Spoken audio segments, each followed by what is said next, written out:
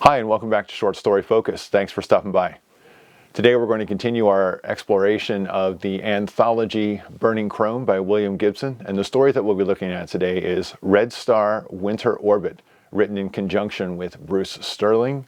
And the story came out in 1983 and was first featured in Omni magazine. The main character of Red Star Winter Orbit is Colonel Korolev, and he is a hero of the Russian cosmonaut program.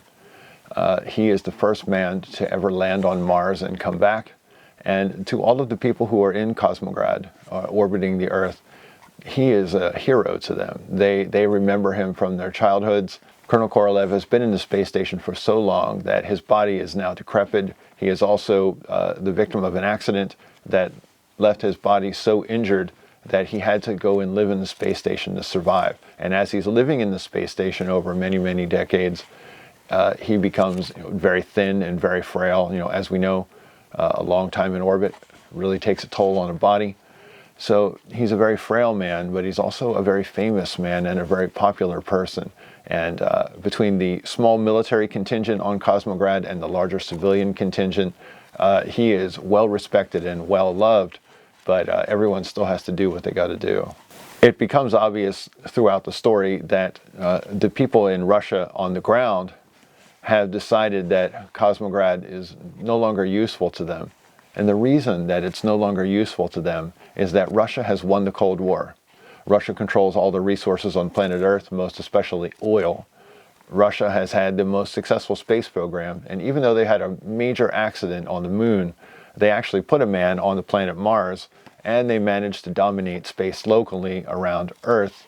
And the United States in this alternate future is pretty good for food, and politically and economically speaking, otherwise is completely inferior to Russia. This is, once again, an alternate history where Russia rose to a single world-dominating power. On board the Cosmograd is a political officer, and there's some interesting things about his personal life going on in there that are being observed by Korolev obliquely, and it all leads to a certain amount of tension within the story, and it comes to be that the Cosmograd, they're going to put it in a decaying orbit and allow it to crash, and it's going to take a while. And the KGB officer on board, the party official, tells him, it's going to take a while, it's going to take a long time, and during that time you will be visited by astronauts from lesser countries than Russia, the African nations, as he points it out, and other countries where space travel will still hold prestige. But for Russia, the space race is over. They won, and it's expensive, and there's no other point to it. So the way they see it, it's time for Cosmograd to go. The only problem with Cosmograd going is that everyone can go back to Earth except the Colonel. He has to stay. He would die on Earth, almost immediately. There's no way his body could support him. And this leads immediately to a division among the people who are on Cosmograd, with the military people, of course, falling in line with the KGB officer. And they all man a particle gun that is designed for ICBM defense. Although that's not needed anymore either, because the US doesn't have a military to speak of anymore. Russia really does dominate the world from top to bottom in almost every fashion. So they just feel like this space station is a waste of their time and resources. Now the other thing that becomes obvious is that some of the people on board the space station might be politically in trouble because, of course, the political officer was watching them and taking notes and listening to everything they ever said or did, and pretty much just letting them do it, so that eventually when they get them back to Earth, there will be people who will be held up as heroes, and there will be people who get punished, which was always kind of the Soviet modus operandi. You make an example out of some people, and you make a hero out of others. That pretty much feeds the needs of the people. The small rebellion that takes place on board the space station drives the story from that point forward. And so then what we have are characters taking the actions that they need to take in order to survive. And from there, I'm going to lead the story for you to read, because you certainly don't want me to spoil the whole thing for you.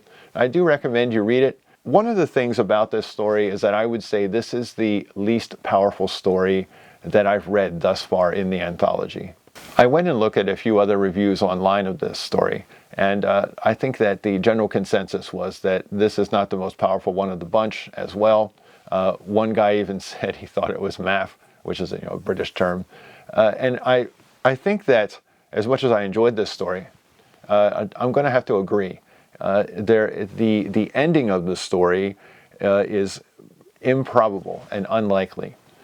And so that got me looking around for some quotes and some other things about this story. I wanted to see if William Gibson had anything to say about it. And William Gibson's own feelings about the story was that it did not reach its full potential as he and Sterling worked on it. He would have liked to have explored the Soviet space program deeper, the politics deeper, and maybe have made this into a story that was akin to The Man in the High Castle. I would say that this story is well worth your time to read. All of the stories thus far in Burning Chrome are really, really well done.